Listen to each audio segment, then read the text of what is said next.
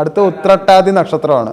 ഉത്രട്ടാതി നക്ഷത്രക്കാർക്ക് ഉത്രട്ടാതി നക്ഷത്രത്തിൽ ശനി വന്നിട്ട് 12-ലും രാഹു വന്നിട്ട് 3-ലും നിൽക്കണം കൊണ്ട് നിങ്ങൾക്ക് ഈ വർഷം എല്ലാ കാര്യങ്ങളും വൈകിയേ നടക്കുള്ളൂ.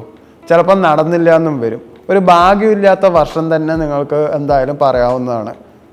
അതുപോലെ പൊതുരംഗത്തുള്ളവർ മത്സരാധിഷ്ഠിതം കൂടുക ചെയ്യുള്ളൂ. അതിലൊക്കെ കൂടുതലും വൈകിയാലും വിജയം വരും. ചിലപ്പോൾ എന്തായാലും ആദ്യം എന്തായാലും ഒരു തോൽവി മാത്രമേ നിങ്ങൾക്ക് ഉണ്ടാവുള്ളൂ.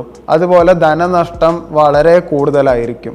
അതുപോലെ തന്നെ തൊഴിൽ രംഗത്തായാലും ബിസിനസ് രംഗത്തായാലും ശത്രുക്കളുണ്ടെങ്കിൽ അവരെ പ്രതിരോധിക്കാൻ ഭയങ്കരമായിട്ട് ഊർജം ഒരുപാട് നിങ്ങൾക്ക് ചിലവാകും. മാർച്ച് മാസത്തിൽ കുറച്ച് ജന്മശനികാലം ആരംഭിക്കുന്നത് കൊണ്ട് നിങ്ങൾക്കത് ഗുണമുണ്ടാവുള്ളൂ. കാരണം നിങ്ങൾക്ക് ഈ വൈകിപ്പോയ കാര്യങ്ങളും അതുപോലെ ഇപ്പോൾ 2024 നിങ്ങൾക്ക് നിർത്തിയിട്ട കാര്യങ്ങളൊക്കെ ഈ മാർച്ച് മാസത്തിന് ശേഷം എന്തായാലും നടക്കാൻ ചാൻസ് ഉണ്ട്. അതുപോലെ ഗൃഹനിർമ്മാണമൊക്കെ നിങ്ങളുടെ ചിലപ്പോൾ നിന്ന് പോയിട്ടുണ്ടെങ്കിൽ അതെന്തായാലും നടക്കാൻ ചാൻസ് ഉണ്ട്. അതുപോലെ ധനം വൈകിയുണ്ടെങ്കിൽ, ധനം ഇപ്പോൾ നിൽക്കുന്നുണ്ടെങ്കിൽ, ആരെങ്കിലും കടങ്ങളൊക്കെ ഉണ്ടെങ്കിൽ അതെന്തായാലും മാർച്ചിന് ശേഷം കിട്ടും. പക്ഷെ കൊടുക്കാനുണ്ടെങ്കിൽ മാർച്ചിന് ശേഷം എന്തായാലും കയ്യിൽ നിന്ന് പോവുകയും ചെയ്യും. അങ്ങനെ ഒരു പ്രശ്നമുണ്ട്. നിങ്ങൾക്ക് കിട്ടാനുള്ളത് എന്തായാലും കിട്ടുകയും ചെയ്യും, പോകാനുള്ളതെല്ലാം പോവുകയും ചെയ്യും. അതാണ് ശനിയുടെ പ്രശ്നം. ഈ മാർച്ച് മാസത്തിന് ശേഷം വല്ല ലോൺ എടുക്കാൻ നിങ്ങൾ അപ്ലൈ ചെയ്തിട്ടുണ്ടെങ്കിൽ അതെന്തായാലും നിങ്ങൾക്ക് സാങ്ഷൻ ആവുന്നതാണ്. അതുപോലെ ആരോഗ്യ പ്രശ്നങ്ങൾ എന്തായാലും നിങ്ങൾക്ക് ഉണ്ടാവും.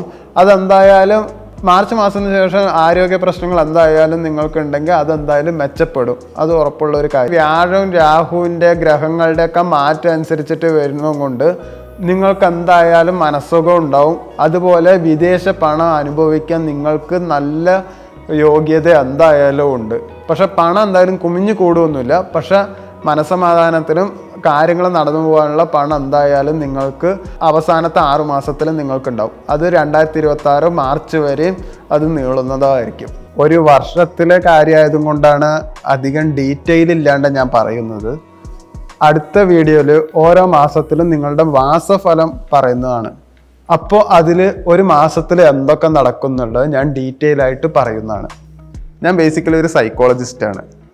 അപ്പോൾ ഞാനിവിടെ വേറൊരു ചാനലിൽ ഡാർക്ക് സൈക്കോളജിനെ പറ്റിയിട്ട് പറഞ്ഞും കൊടുക്കുന്നുണ്ട്. പക്ഷെ ഞാൻ ഒരു ആസ്ട്രോളജർ ആണോ എന്ന് ചോദിച്ചാൽ ഞാനൊരു പ്രൊഫഷണൽ ആസ്ട്രോളജർ അല്ല.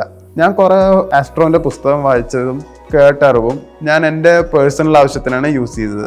അതുപോലെ എൻ്റെ ഫാമിലി, ഫ്രണ്ട്സ് അങ്ങനെയുള്ളവർക്കൊക്കെ ഞാൻ പറഞ്ഞു കൊടുക്കുകയായിരുന്നു.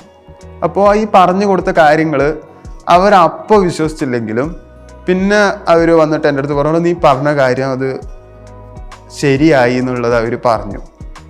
അപ്പോഴാണ് നീ ഇത് യൂട്യൂബിൽ വീഡിയോ ചെയ്തുകൂടെ എന്ന് അവർ റെക്കമെൻഡ് ചെയ്യാൻ തുടങ്ങി. അങ്ങനെയാണെങ്കിൽ ഈ ഓരോരുത്തർക്ക് പറഞ്ഞു കൊടുക്കുന്നതിന് പകരം എല്ലാവർക്കും വീഡിയോ ലിങ്ക് അയച്ചു കൊടുക്കാമെന്ന് ഞാനും കരുതി.